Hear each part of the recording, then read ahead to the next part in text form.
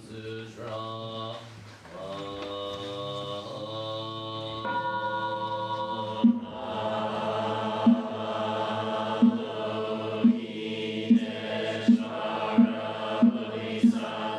When deeply practicing Prajnaparamita, clearly saw that all five aggregates are empty and thus relieved all suffering. Shariputra form does not differ from emptiness. Emptiness does not differ from form. Form itself is emptiness. Emptiness itself forms sensations, perceptions, formations, and consciousness are also like this. Shariputra, all dharmas are marked by emptiness. They neither arise nor cease, are neither defiled nor pure, neither increase nor decrease. Therefore, given emptiness, there are no forms, sensations, perceptions, formations, or consciousness. No eye, ear, no tongue, body, or mind, no sight, sound, smell, taste, touch, or objects of mind, no realm of sight, and so forth, down to no realm of mind consciousness. There is neither ignorance nor extinction of ignorance, and so forth, down to neither old age and death nor extinction of old age and death. No suffering, no cause, no cessation, no path, no knowledge, and no attainment, with nothing to attain. A bodhisattva relies on Prajnaparamita, and thus the mind is without hindrance. Without hindrance, there is no fear, far beyond all inverted views. One realizes nirvana. All Buddhas of past, present, and future rely on Prajnaparamita, and thereby attain unsurpassed, complete, perfect enlightenment. Therefore, know the Prajnaparamita as the great miraculous mantra, the great bright mantra, the supreme mantra, the incomparable mantra, which removes all suffering and is true, not false. Therefore, we proclaim the Prajnaparamita mantra, the mantra that says Gate, Gate, Para, Gate, Parasamgate, Bodhisattva. Having ended the heart of Great Wisdom Sutra, we reverently offer the merit to great benefactor and founder of the doctrine, the original teacher Shakyamuni Buddha, to the countless Buddhas and Bodhisattvas that permeate the myriad worlds, to the eternal three jewels in the 10 directions, and to all teachers of the true Dharma who transmitted the flame, that we may repay their compassionate blessings. We further offer this merit to all the Dharma-protecting devas, to the Dharma-protecting saints, to the earth spirit of this place, to the temple-protecting spirits. What we pray for is flourishing of the true Dharma, peace in the land, harmony among all nations, tranquility within the Sangha, wisdom and prosperity for countless supporters, continual turning of the two wheels. May we with all beings realize the way.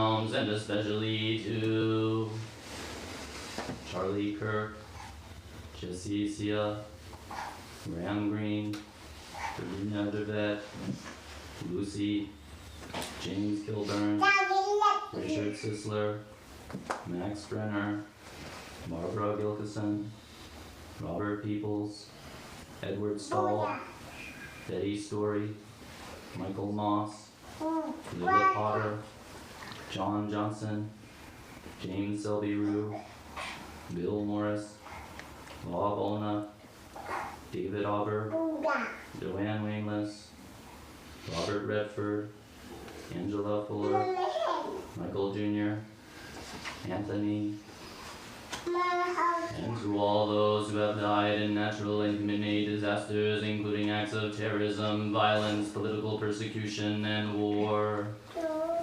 May they be serene through the transition we call death. We also dedicate this merit to Higashi family, Vicky Ganero, Sharina Zimmer, Coral Mack, Grandpa Michael, Ray Dominguez, MJC, Cindy, Mary, Kathy Horita, Betty Gordon, Mother Earth. May the heart of compassion illuminate their lives. We pray that all beings may prosper and all misfortunes cease.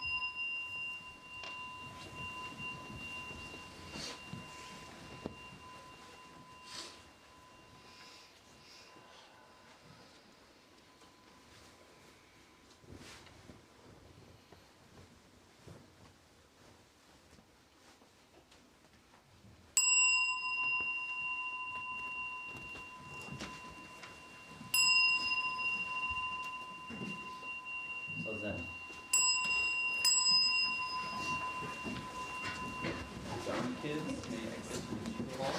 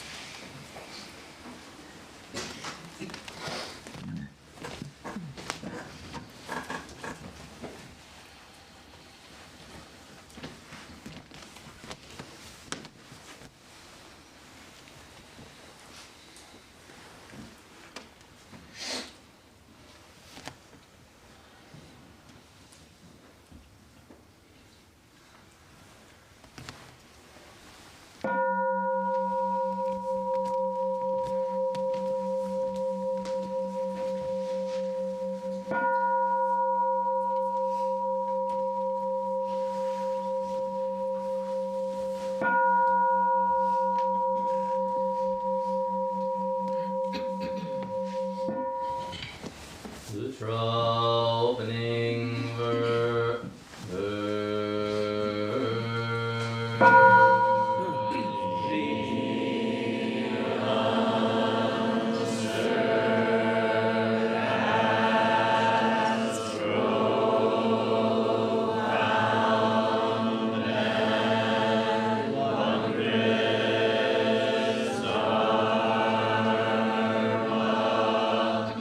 Yeah.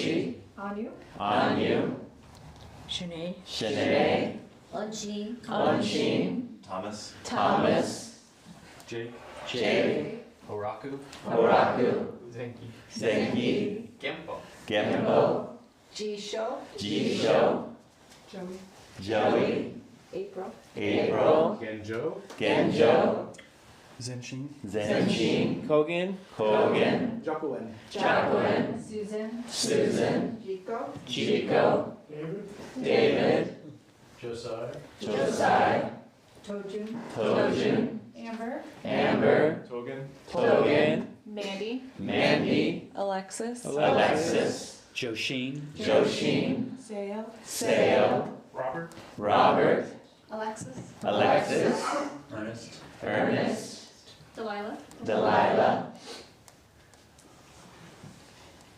don't hesitate, Shinyu, Shinu, Jonathan, Jonathan, Emmanuel, Emmanuel, Kishin, Kishin, Issa, Issei, June, June, Christian, Christian, Ming, Ming, Sarah, Sarah, Sarah, Sarah, Emma, Emma, Milan, Milan, Colleen, Colleen, Carl, Carl, Sagan, Sagan, Jackie, Jackie, Liam, Liam, Sandy, Sandy, Lori, Lori, Christopher, Christopher, Nancy, Nancy, Ray, Ray, Carrie, Carrie, Shuho, Shuho, Daran, Darren, Shodi, Shodi, Cezanne, Sazan, Paul, Paul, Molly, Molly, Jushin, Jushin, Francis, Francis, Margaret, Margaret, Marissa, Marissa, Ian, Ian, Anshin, Anshin, Benjamin, Benjamin, Ren,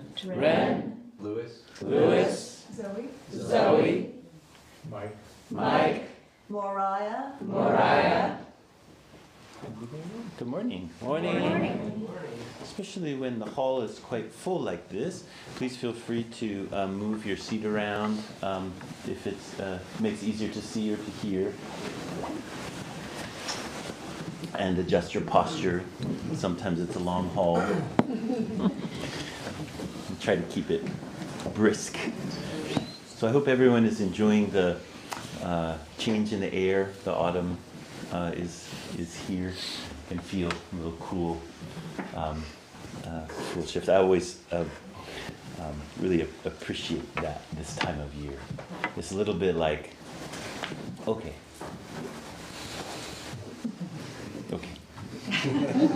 You know, summer can be a lot of like, okay! And so then it's nice to have a okay. And then set our intention on some things that are important to us as the world sheds abundance.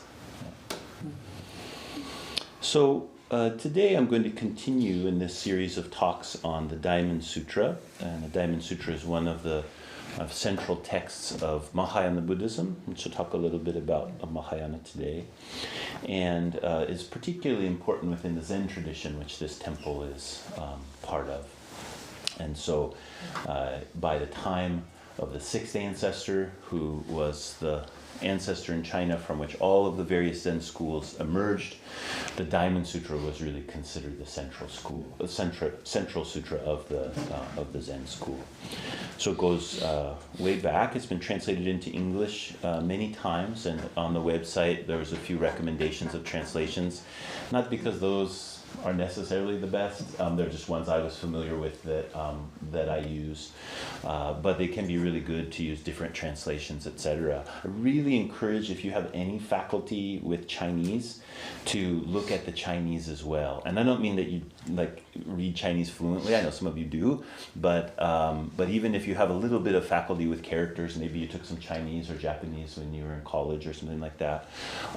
If you go and look at the characters, it's quite interesting. interesting. It's a bit of a burden to change Chinese into English, because linguistically the way that the language works is so different. So that's also one of the reasons for having a lot of different translations. You get more kind of shake you loose of some of the ways you might be thinking about it. Now, having said that, as I listen to Chinese teachers talk about the sutra, sometimes I think, oh, well, they're just as stuck as we are. So it's not a magic pill to be in Chinese or something like that. And so in the first talk, I was primarily talking about the first, I'll use the word chapter, but oftentimes the chapters are 5 sentences. Sometimes chapters are 5, 6, 7 paragraphs, but typically they're quite short. And so in the first section, the first chapter, we have, which is entitled The Dharma Assembly, the causes and reasons of the Dharma Assembly. And we have this very beautiful picture of the life of the renunciate community and Shakyamuni Buddha. That their very simple life of meditating mid-morning, putting on their robes, taking up their bowls, going into the city where they're practicing is right by a city, Sravasti, and going in for their alms rounds, receiving food, returning to where they're staying, eating the food, cleaning their bowls, folding their robe, and then sitting down quietly and attentively.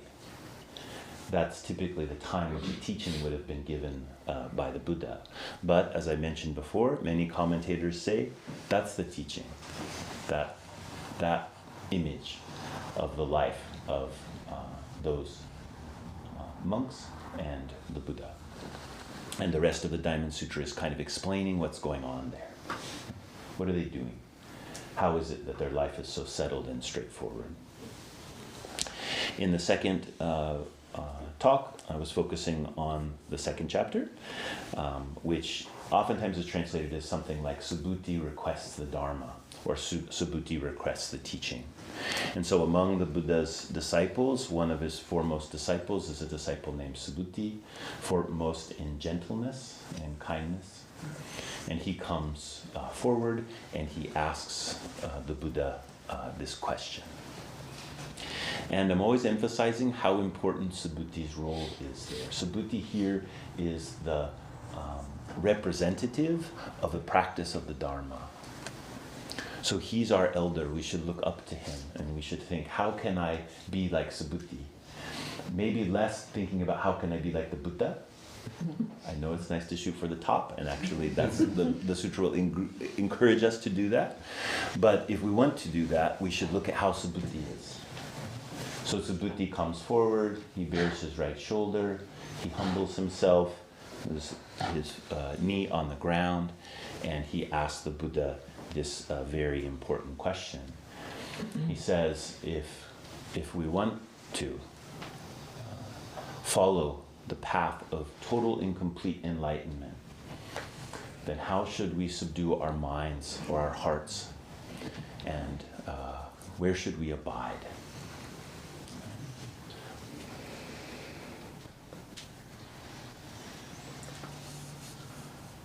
Now, it's really important in this for us to realize that Subhuti is talking about the path of the Bodhisattva. In traditional Buddhism, particularly Mahayana Buddhism, there is a kind of description of the different types of paths that a person may take up who wants to follow the teachings of the Buddha. The first path is known as the path of the Arhat. And all of those monks that were there with the Buddha in that assembly would have been on that path. The renunciates took up their path as the path of the Arhat, to remove all taints, to remove all afflictions, all grasping. That's the practice of an Arhat.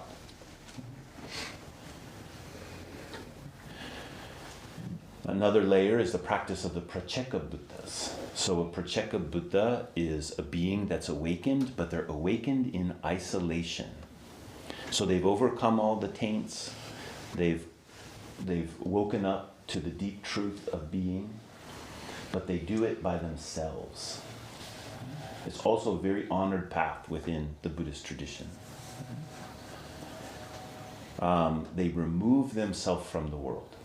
all of these problems of the world, which the Buddha outlines very clearly, which we experience very presently in our lives, the Prajnaparamita say, pull back from all of that. But then there's this third path, which is the path of the Bodhisattva.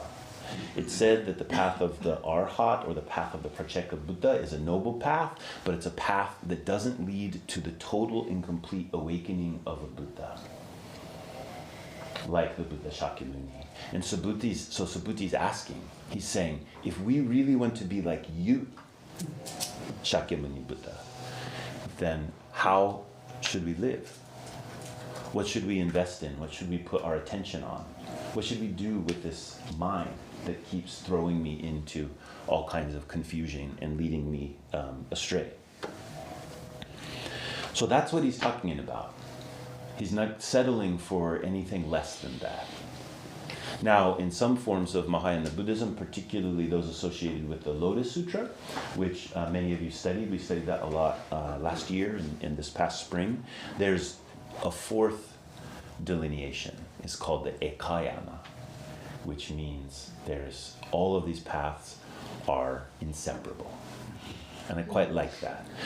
Sometimes from Mahayana perspective, there's a little bit of trash talking about the Arhats and the Prajnaparamita. Okay. Inevitable, that's what we do, right? But we want to set one thing up, and then we sort of demote something else for the elevation of this. And that's always a mistake, although it's inevitable that we'll do that. But it's also kind of a mistake.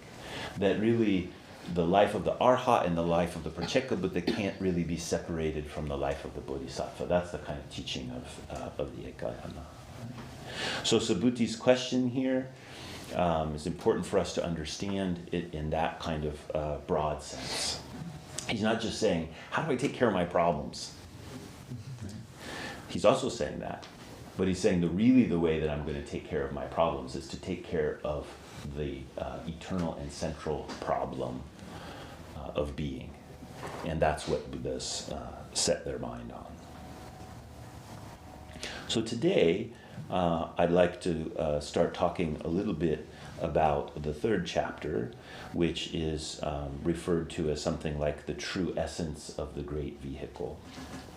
This is where the Buddha starts to answer Subhuti's question. In the second chapter, he says, yes, you're right, Subhuti.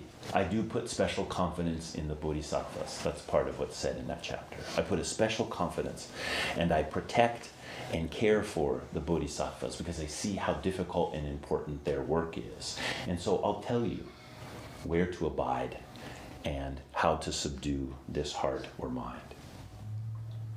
But before we go into it, I want to encourage you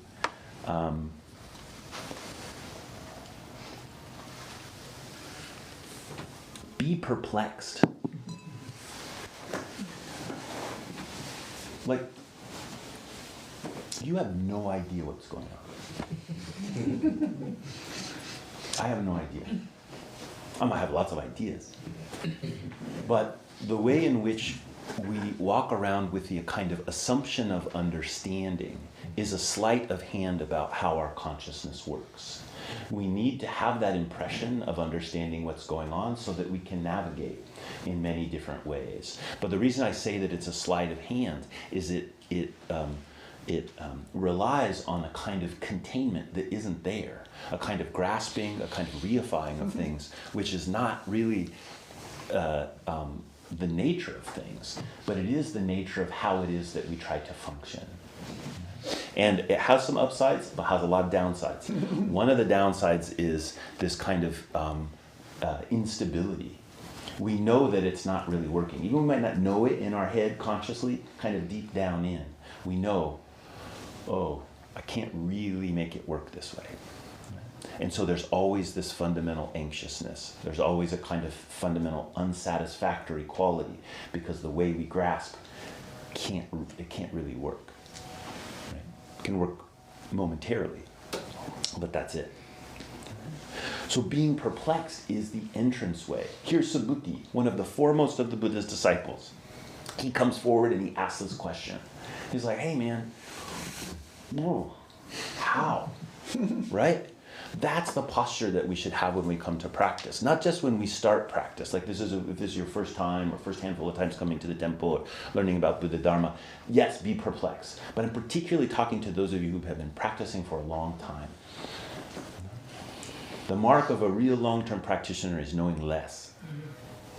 Okay, and so giving yourself to that perplexedness, which you can't fake. Well, you can fake it, but that's not what I'm talking about. You can have kind of the false humility or the sort of like, well, I don't know, blah, blah, blah, but no, I mean like get down to the heart of it, right? And when you do that, then a true way can appear. And that's how the sutras teach us. They first ask us to come to that place. That's one of the reasons we place them in a high place. Because they're sacred, because we honor them, that's true. But why are they sacred? They're sacred because their reverberations are the reverberations of our own Buddha nature. And so when we receive them from that high place, those reverberations of our own Buddha nature are there.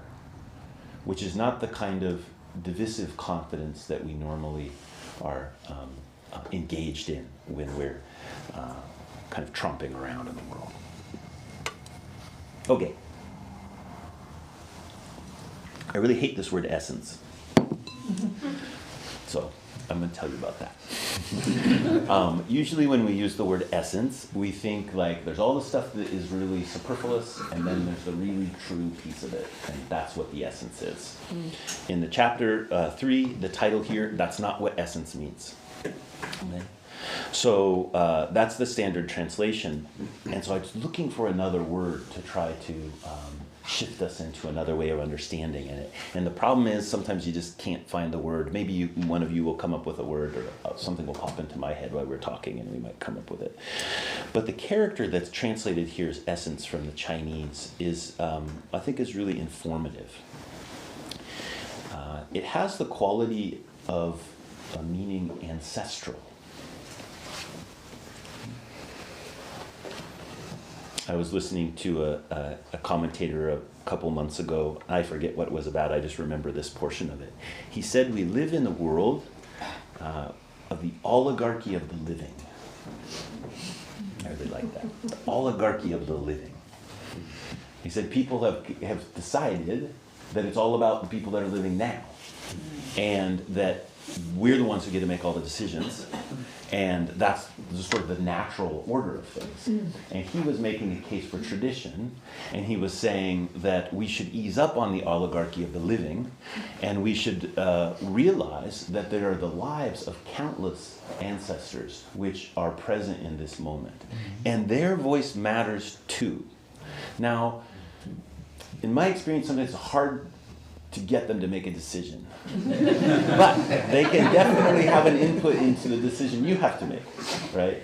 But it isn't just I'm the living, so I have the power and I get to make the decision. But there's something. Now in this tradition, or lineage tradition, which means that there's a big emphasis on how the tradition is passed down from generation to generation. Not just that we have to do it the same way in every generation, but that the living tradition is a living body which lives through time, through our lives. And that our care for the ancestral way is deeply important. The ancestral way is not located some time in the past. The ancestral way is located right now. And the way that we care for it is really important. That's the essence, right? Not dividing out the fluff from the true. Okay? Not the kind of cosmic juicer of some kind. Now the character is made up of a couple parts, and one part of the character is means like a roof. So it's like referring to a dwelling. Keep that in mind, a dwelling. Where shall we abide? And then the second part of the character means altar. Not the altar, something like change something, but an altar, like this altar that's behind me. So what is placed on the altar there under the roof? What is enshrined in where we abide? That's the way we can think about it. What do you put there? Not because it is superior to you, but because it reverberates through to your own Buddha nature.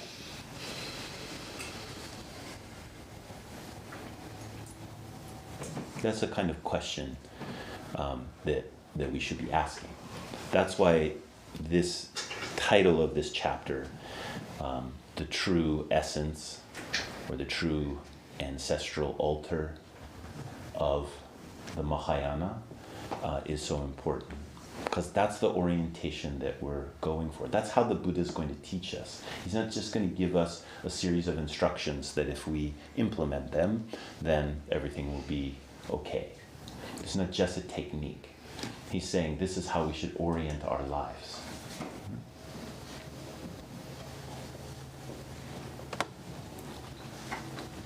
So let me just read this third chapter. Quite short. The Buddha said to Subhuti, the bodhisattvas and mahasattvas should thus subdue their thoughts. All the different types of sentient beings, whether they are born from eggs, from wombs, from moisture, or by transformation, whether or not they have form, whether they have thoughts or no thoughts, or have neither thought nor no thought, I will liberate them by leading them to nirvana without residue. When immeasurable, countless, infinite numbers of sentient beings have been liberated, in reality, no sentient beings have been liberated. Why is this so? Subhuti, if bodhisattvas abide in the notions of a self, a person, a sentient being, or a lifespan, they are not bodhisattvas. The Buddha said to Subhuti, I'll read it one more time. The bodhisattvas and mahasattvas should thus subdue their thoughts. All the different types of beings, whether they are born from eggs, from wombs, from moisture, or by transformation, whether or not they have form, whether they have thoughts or no thoughts, or have neither thought nor no thought, I will liberate them by leading them to nirvana without residue. When immeasurable, countless, infinite numbers of beings have been liberated, in reality, no sentient beings have been liberated. Why is this so? Subhuti, if bodhisattvas abide in the notions of a self, a person, a sentient being, or a lifespan, they are not bodhisattvas. Now I want to start out here by pointing out that these are his instructions for how to subdue the heart. They're not just simply a statement or definition of the bodhisattva. He says the bodhisattvas and mahasattvas should thus subdue their thoughts. So these are instructions for practice. They're instructions for how to enact the life of a bodhisattva, how to walk that path. They're instructions about what are we enshrining, what are we allowing to be the deep guidepost that reminds us of what our true intention is. Because that's how it is that we should work with our confused mind. Not just by being, gosh, it's so unruly, how do I bind it? Right? How do I try to whip it into shape? Actually, we have to come to some true intention. Remember I had said last week that word subdue, which I don't like very much, but it's really what's in the sutra. One of the ways we can, the form of one of the characters that makes up that word is the shape of a human and shape of a dog. So is the dog going to lead or is the human going to lead? Well, in our current state, maybe that's a toss-up. But the idea being, we don't want our base instincts to be what's leading us down the path. It's not that we don't need the dog, we need the dog. Right? But we don't want to live with that being what is leading us. Our attention going here and there. So this enshrinement, that is what can tell us about how we walk the bodhisattva path. And that leads to a way to work with the mind and the heart, which is very different than just trying to get ourselves pulled together, which we need to do, but there's different ways to do it. And the bodhisattva way to do it is what the Buddha is explaining here. So then he goes through this long list. This is really one of my favorite parts of the sutra. Trying to think about, okay, all beings. Oftentimes the translations in English say sentient beings. I usually try to erase that. You might have noticed I filtered it from a couple places the second way, and then I missed the third one. The character doesn't mean sentient being. I don't know who started using that, but they did. And it goes back to an old debate in ancient Buddhist connection, particularly between the Tibetan Vajrayana traditions and the ancient Chinese traditions. And then within China, there's this big debate, like, are all things beings? Or are only things with sentience beings? Well, guess who won the debate? The people who said everything, all right? At least in this tradition, that's what he said. So I don't know why people keep translating it as sentient being. Because sentience makes us think like, oh, well, okay, like, I'm pretty sure you're thinking, so okay, you count. Pretty sure that's not thinking, so it doesn't count. In the list, it says thought or no thought, whether it has thought or no thought, right? Or has not no thought, or not no absence of thought. No, you know that. So it's reaching to try to get us to expand our mind, to see that this Mahayana thing that we're talking about is an open system. There's no container. There's no edge to the boat, right? It includes everything. But our habit is to try to find the edge, to try to contain, to try to say who's on the boat, who's off the boat. Right? And here there's the Buddha's leading Subhuti and the assembly down this exploration of like, yeah, try to find the edge of the boat. It's kind of hard. You start getting into a lot of double negatives, right? Because you see that, oh, well, maybe it's this being. Oh, no, they can't be out. They can't be.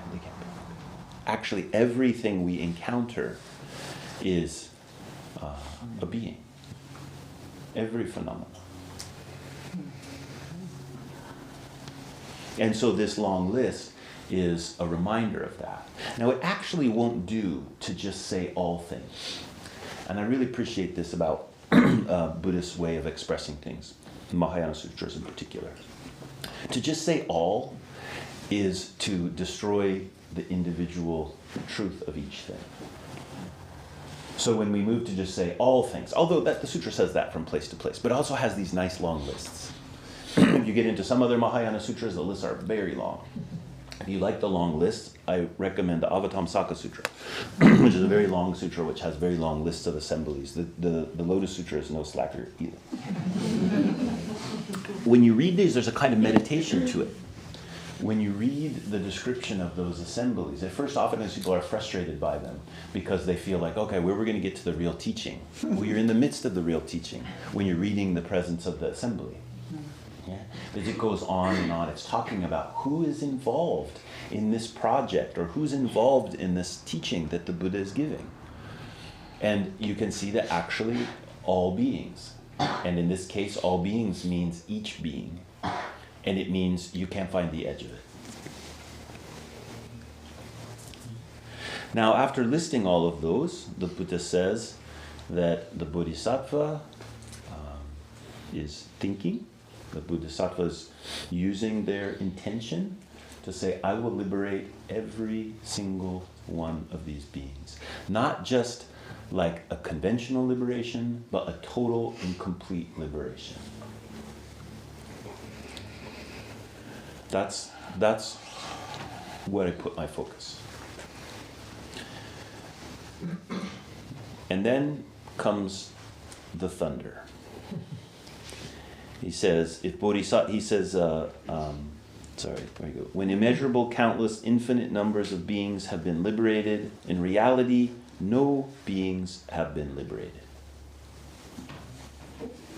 This is the kind of maybe very first shocking statement of the Diamond Sutra that becomes really the central framing that the whole sutra is talking about again and again. And why is that so? That in all of this liberation, actually not even one is liberated? Because if bodhisattvas abide in the notion, or if bodhisattvas buy into the notion, the idea the perception that there are selves, persons, beings, or lifespans, they're not bodhisattvas. They're not actually doing what I'm recommending here.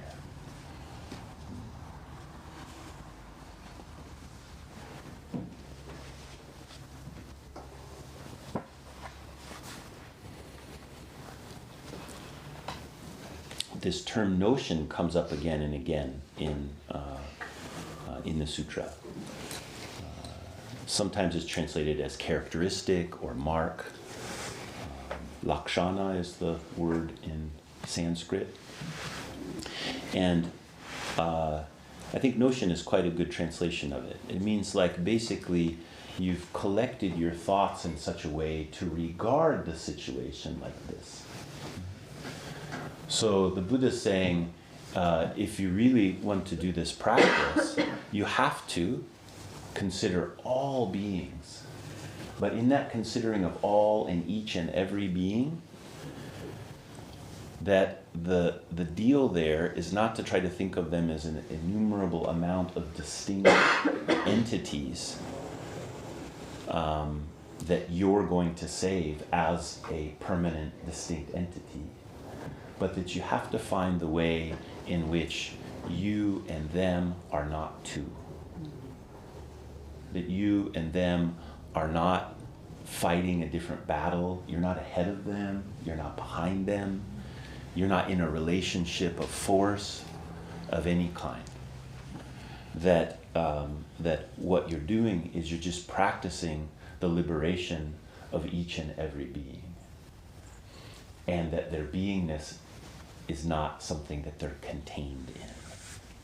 Now that can be a little bit hard to wrap your mind around, sort of the point, especially because he's giving instruction here about what to do with your mind. He's saying that what you've got to do is take every phenomena that you encounter as totally and completely important, that it is liberated. And at the same time, if you continue the kind of normal selfing strategy that you use, that won't be possible. Your mind will be totally clouded. You have to release the selfing strategy. And the selfing strategy here, he lays out as being the notion of a self, a person, a being, or a lifespan. That those are four of the ways that we could talk about this strategy of selfing that we're engaged in all the time. And that the notion or the mark is the shape of that strategy. So self, person, being, lifespan, it's probably just fine to say, okay, that's about selfing strategy and move on. But I'll give you a little bit more about how maybe you could work with those different ideas. So the first one, self, maybe a more direct translation or complete translation would be having a self. And this is like our very natural, naive intuition about being. That I'm a me. And it's very natural for us to fall into that. But Buddhism says that is a kind of naive understanding. It's not that there's no being here. It's not that there's no self in the sense of there's not even a provisional self. There is a provisional self that appears. But Buddhism says there isn't just this kind of nugget of selfness that just kind of exists in the world and walks around in the world and runs into other nuggets of selfness, right? But that's a kind of naive intuition that we have about things that is that develops very very naturally. It's kind of fun and terrifying to see that emerging in, say, your children or your grandchildren. It's wonderful. You know they need it. They need to come to that naive understanding so that they can do something else. But we're old enough, most of us, that we could start questioning that. So that's what self refers to. Person refers to, once we have that kind of naive understanding of like, okay, I'm a me, then we're like, okay, we're persons. I'm a person, you're a person, you're a person, you're a person. And we start creating these halls of 60 or 70 people that's filled with these people, right? These persons. And that's true in a way. I think most of us are here, at least physically. And that's great. But the saying that this notion is, again, it's a kind of way to close the system. I can now grab what's happening here as if I understood. And I could explain it. And I could say, oh, it's this number of people in this place in this hall at this time. It's another strategy for sort of holding a kind of control over the present situation.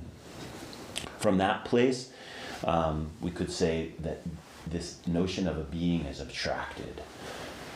So if the person is kind of like a person among, other persons, whether those are people or other types of beings, the being here is referring to, like, now we have a notion of, each of those beings has some intrinsic something attached to them. I'm going to say something will be a little controversial in the Western world, but my teacher was very critical of human rights. I'm not very critical of human rights. I see the worth of that perspective. But he was saying, we tried to reduce everything to human rights, which he actually was not against. But he was saying, it's the wrong trajectory to try to talk about everything in terms of human rights. First of all, why are we only talking about humans? But also, we're trying to attach something to the notion of a being. And that ultimately will lead to a place where we can't get through. So I'm just going to let that rest, let you chew on it. We'll have question-answer session here in a little bit. Okay. And then the last one, the lifespan. That whatever that self thing is, it exists in time in some sort of way. So he's calling out those four. You could dice that up in different ways. You could come up with different aspects of it. But he's trying to instruct Subhuti. He's saying these are different ways that you do this. These are different ways which you create your subject and object relationships in all different layers of how you regard things, in immediate encounters, in your idea about how you're living, in the idea of importance of different things, etc. And so bodhisattvas, that's not what we're doing. You'll do it. But what are you going to put on that shrine? What are you going to come back to that's trying to teach you about how to undo the mess? That should not be those things. It needs to be something else.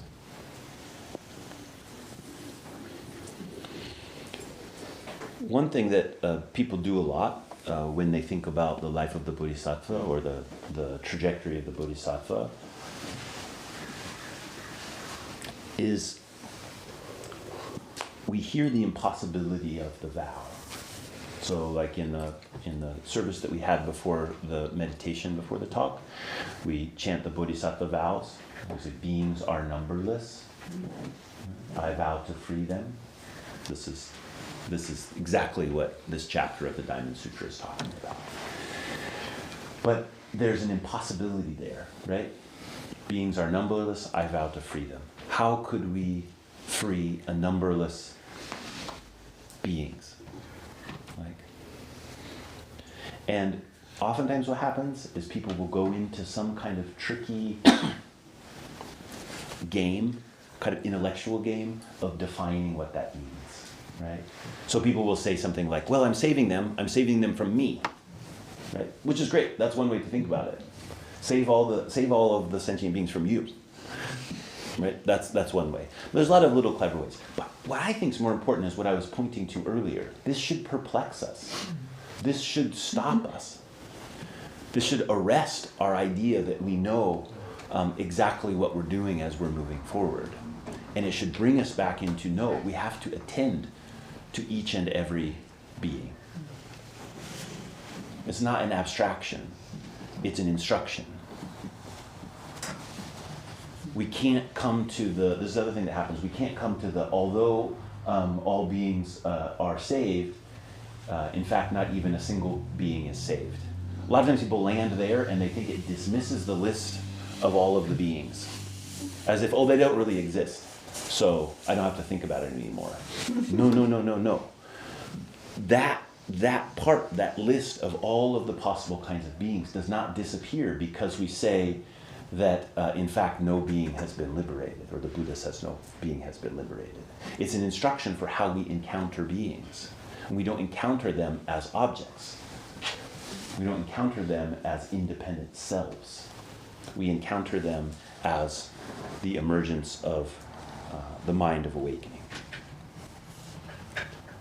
So we subdue the heart by taking this practice to heart. And as my last encouragement would just be,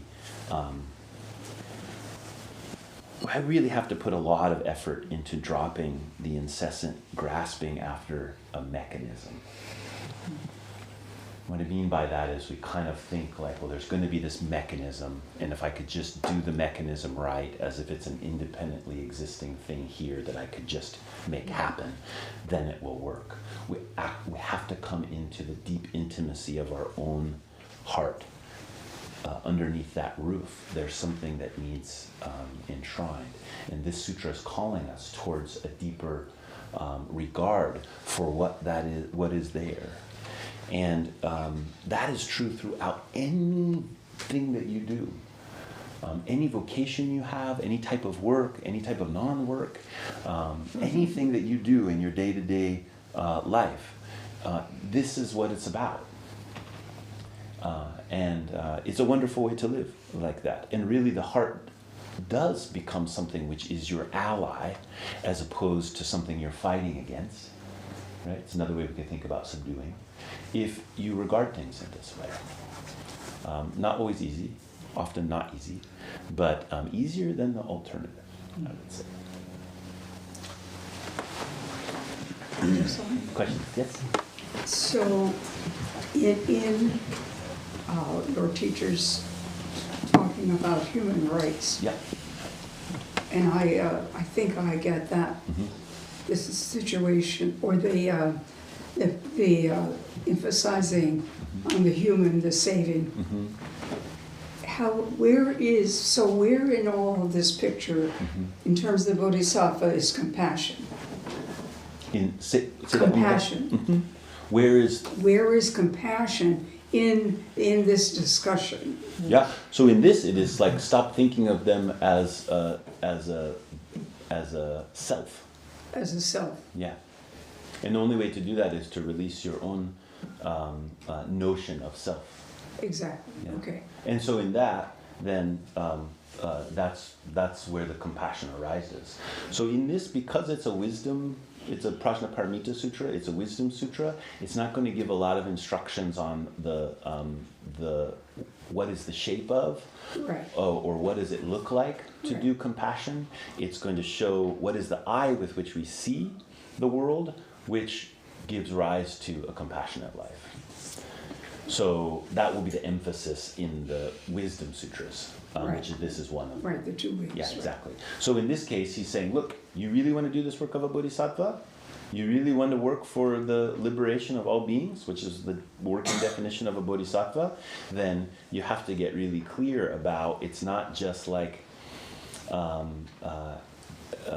many people can you get on your checklist that you've Right. been nice to or you've helped in some way. You have to do something more fundamental than that. Right. You have to work with the fundamental issue. That's the wellspring of compassion. Okay. Yeah, and that's why in an iconographical way, I know I've said this a lot of times, but for those of you who haven't heard it before, on our altar in the center is the Buddha Shakyamuni, and on the Buddha Shakyamuni's left is Prajnaparamita, the mother of the Buddhas, the personification of wisdom. So that eye of the Buddha is also known as Buddha Eye. That's the name of our temple, Buddha Eye, Buddha Mother. And on the Buddha's right is Avalokiteshvara of 1,000 arms. And Avalokiteshvara is the embodiment of compassion.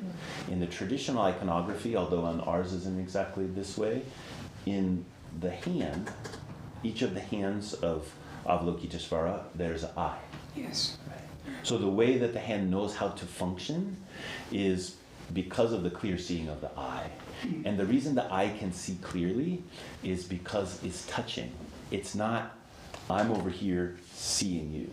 It's that sight is actually touch. Encounter is touch. And in that touch, there's a possibility that we oftentimes, ignore in some way. Yeah. Mm-hmm. Let's see. I'm wondering if, for me, this is a useful tool to kind of reflect on and meet this teaching, and that is, at one level, it feels like this is an incredibly sophisticated engagement with how language works and the limits of language, and that language can do all these great things, but in the end, they can help us understand, create these categories, make visible things that we couldn't otherwise see. But in the end, language gets in the way. That there's this moment where language has to surrender to the actual quality of experience. And then, and unless you're willing to let go of the categories that language makes, you can't take in that experience, or you create this boundary between you and the experience. But then it also seems like there's this other irony, which is that the quality of the experience, even though you have to let go of language to be present with it, language can actually enrich that quality of experience at the same time, which is kind of weird. Yeah. So I think that's a good way to approach it.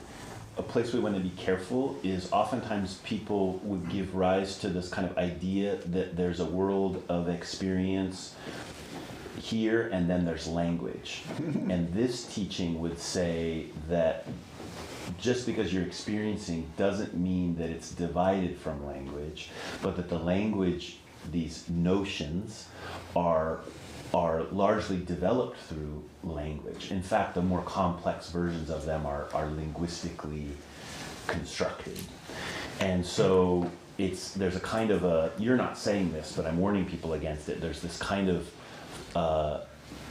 false door of the bodhisattva, which is to say, like, well, you can't really say it in language anyway, and we just get confused by that. So let's just not worry about the difficulty of language or the difficulty of experience or anything, and it kind of goes into the fuzzy oneness sort of category of dismissing the difficulty of the situation. So if we think about the language as being limiting, if we buy into a limiting way of using language, but language is also a totally open system, just as is the heart of the Bodhisattva or the Mahayana. And so the total freedom of language is also the possibility. That's why the Buddha can preach the sutras. The Buddha doesn't start out saying, sorry man, I can't really explain this, but I'm going to do my best. The Buddha just says, hey, I will offer it to you. And in that sense, it's interesting too that the sutra becomes not just a sutra, but it's actually poetry in action, because it liberates us from language. Exactly. So it both, the language is necessary and the language is liberating, and the language should take us beyond language, but it shouldn't take us beyond language in such a way that we're pushing against language to stay beyond language. That's still stuck in language. If you're insisting on no language, that's being stuck in language. You're just doing the kind of reverse with it in some way. Yeah. This sutra that's located to the Prajnaparamita, Mother of the Buddha's left, this is called the Rishubun. This is one of the central keystone sutras of the Prajnaparamita texts. And the one interesting thing in the ritual work with that, we use that for afternoon service every day, and then for some special ceremonies that we have here. One of my jobs when I'm the celebrant for that thing is, there's many things I do, but one thing is I hold the book like this and I say, there is, I say this, words cannot contain this mystical dharani. Dharani is like incantation of the truth. And yet letters reveal this dharani. May I accept it with such a heart. Something like that. And so when we're encountering, when we're encountering that teaching, really all of us, we could be doing that all the time. Like, I know this will reveal something because there's a freedom in the language, but if I get caught by the language or catch in the language, I'm thinking that the language is a closed system, which is a mechanism which I could implement to make something happen. That's missing the point. That actually it's not a mechanism, that it is my life, it's your life, it's the aliveness of everything. Yeah. That's kind of exciting, I think. Okay, we probably have time for one more. Mm-hmm. Something that I've been thinking about a lot lately is Avalokiteshvara, and Thousand Arms, and hearing the cries of the world, and like what the nature of compassion is, and how it feels like compassion requires a softness. And as you know, things continue to happen in the world that seem more and more like just like reprehensible to me, like a feeling that the well kind of has no bottom. I find myself fighting against allowing a hardness to settle, and it'll happen like earlier after we did the Great Compassionate Heart Drawing, and there's the dedication, and then I hear Charlie Kirk. I felt that's hardness, just, and there was like this instant, like internal rejection of like, I don't want to dedicate the merit to him, and then I recognized the wrongness of that, and so my question is like what are the ways that we can navigate through that hardness? I realize that my rejection of it is that I can see myself in what I feel is like hate. Like I can see how anger can crystallize into a rejection of anything that is other. And in doing that, it's almost like it's like a reflection of me, and I don't want to see that. I don't want that to be the reflection. Like, so I just think like Avalokiteshvara, how can you look at all of this with so much compassion? So, like, so what's the lesson there? Yeah, well, it's exactly what the Buddha's teaching in this chapter. That if we think about the wisdom as being like the eye, or earlier on this summer when I was talking about the two gates, I talked about the sword, that there is this way of seeing which is incredibly precise, but not precise because it's shedding everything and getting down to just this kind of one thing, but it's because I'm looking very, very clearly, and I'm not getting distracted by all of the ways that I could be distracted from this practice of regarding each and every being as being not only worthy of, but being part of my effort to liberate all beings. That's how I need to be looking at them. But that I'm looking this way, I can't affix my mind to Charlie Kirk. I'm also included. There's no being over there called Charlie Kirk. I'm not buying into that thing. I'm not even buying it in to be like, okay, well, I know Charlie Kirk's awful if I thought that, but I'm gonna just try to love him, right? It's not even that. It's more precise. It's like, I don't judge him at all. It's not about judging. It's not about dividing anything. Seeing that, seeing that, seeing that, seeing that, seeing that, seeing that, seeing that, seeing that, seeing that, seeing that. It's saying, okay, whatever goes this way is going this way. And in that, I have a different job than convincing myself that I should be dedicating merit to Charlie Kirk or not dedicating merit to Charlie Kirk, being happy about him getting killed, being upset about the violence, any of those kind of things that may happen. Actually, I don't have to try to manipulate any of those. I don't have to manipulate my emotions about it. I'm just trying to look more and more clearly and then act accordingly, not only outwardly but also inwardly. So we say, oh, I get it. Charlie Kirk is just as much part of the project of liberation as any other being that I could fathom. And then if I do the work of saying, okay, I have to bring the medicine there, And that can be hard, especially when there's people who we have a big difficulty, or we've suffered an injustice at their hands, etc. But the Buddha is explaining that that's where the compassion comes from. He doesn't say in this one that's where the compassion comes from, but the whole path of a bodhisattva is the path of compassion. And that's why Avalokiteshvara has that eye on every hand, because that touch of phenomena, every being that we encounter is a kind of touch, and Avalokiteshvara is doing that very precise work, and that is a way to work with the mind. Little side note, Avalokiteshvara's head also exploded to become Avalokiteshvara. Literally, that's the legend. Yeah. So the arms came through a head exploding experience, and also the 11 heads which are on Avalokiteshvara. And so I say that because it's funny, but also because we really should have some compassion for ourselves too, to be angry, to be upset about things that are happening, and to see the wrongness of the world. That's kind of like required to take up the path. And Ashwaghosa in the Awakening of Faith in the Mahayana, he talks about these steps of practice, which in Zen is not as popular, but he says the first one is to loathe the world. And I hate that loathe is like a strong word, but one way to understand it is like to become tired of this way that we're trying to do things, that really isn't functioning.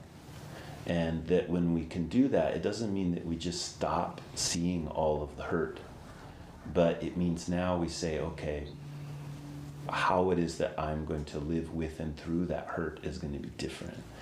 And we can see, the lives of many great people who have stood up with that conviction, and it's a different path, and that's really encouraging. And why the return to the altar is so important. If we have a literal physical altar in our space, that's very, very helpful. If that's too weird for you, fine. But have a way to shine that back in your own heart, and then it calls you to that kind of clear seeing.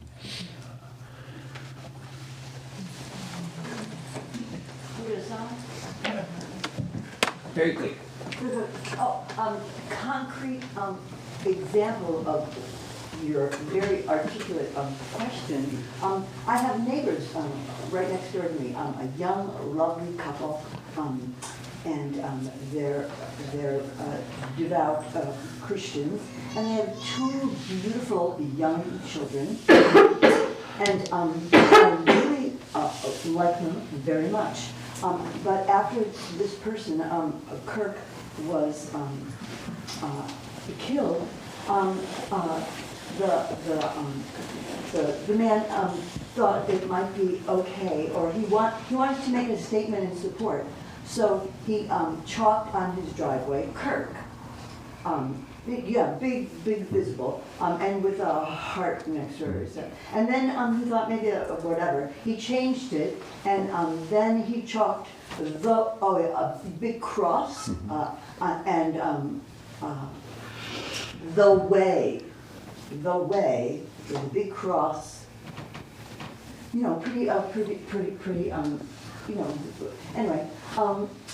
And I've been, and this other person who lives with me, who's been really, anyway, they've been gone for a couple of weeks, and they have, both of their children, it seems, were born with autism. And now they're gone, and I think, anyway, it's right next door, and it's out there, and so what do you do with that? What do you do with that? Because I like these people, and I, in many ways, and I just, I've just been struggling with the fact that I really like them as people, but the choices that they, I can't necessarily fully understand. Yeah, so what do you do when it's right? Someone who is just on a different path is, well, you try to find compassion for the path that they're on and wish them well. In the Avalokiteshvara chapter of the Lotus Sutra, there is this line about the Dharma rain. Dharma rain. Yeah, the Dharma rain falls on all beings. Yeah, and dragways. Yes, as I passed this morning, you think, what are you going through about trees? And it's still visible, but And I guess the other thing I would say for people, in that kind of situation, it's important for us to remind ourselves that for people who have probably this couple, for example, there are many symbols of things that look to them as if the world is really falling apart, going to hell, etc., that you wouldn't bat an eye at. And that's part of what we need a society in which we are required to meet the difficult reality that other people see the world differently than we do, and that this system of the Mahayana they're not off the boat. It's an open system, and that the open system doesn't mean also that we just say, oh well, they're on the boat too, so I'm not going to worry about it. We say no, we're in this together, which means that just dismissing them or hosing off their driveway or whatever is probably not the skillful way. Yeah. Although it might occur to you many times.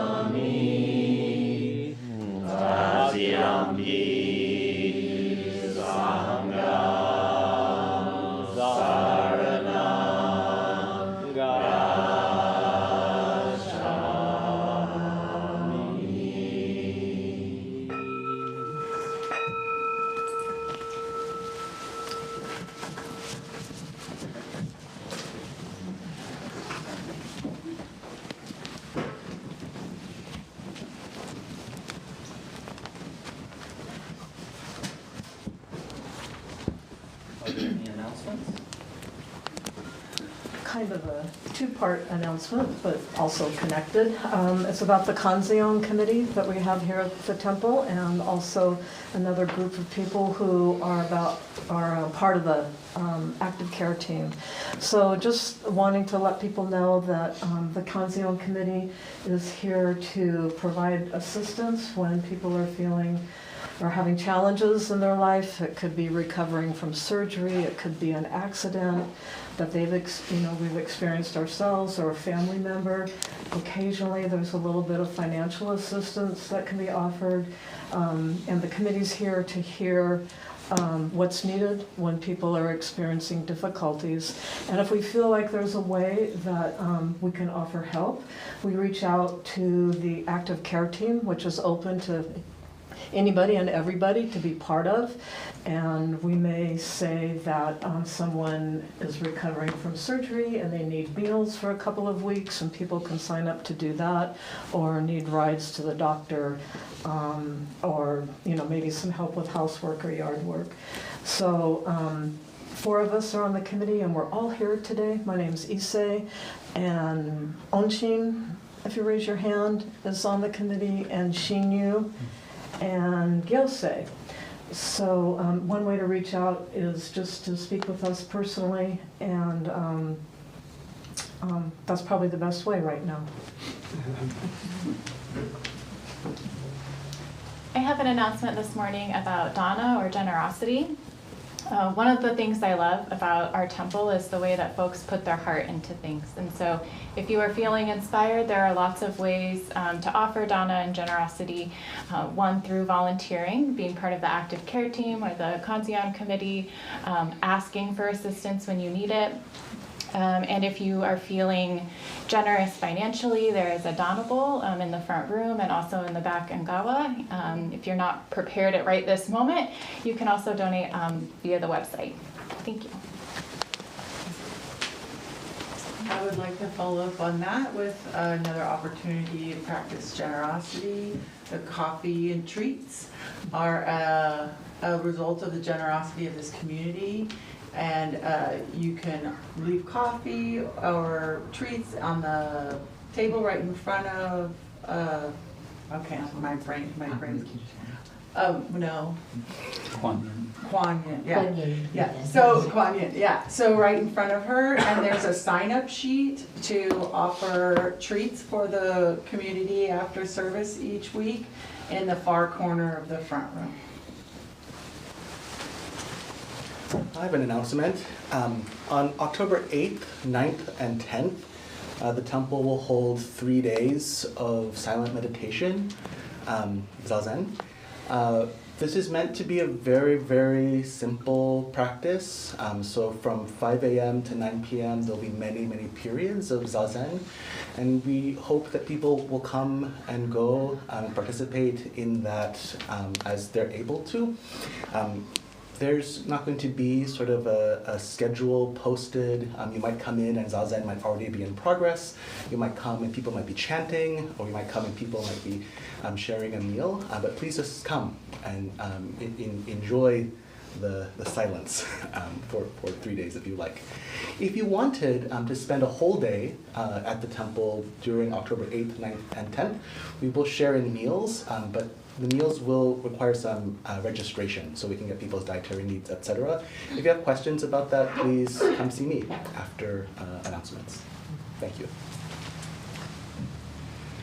I'm Paul, and I just wanted, along with Shuho, we're your welcomers this morning. And if you have any questions, please come to us after we break for coffee, and we'd be glad to answer any questions. Thank you. Just one quick reminder to the stewards that we are meeting this afternoon at 1 o'clock. Thank you.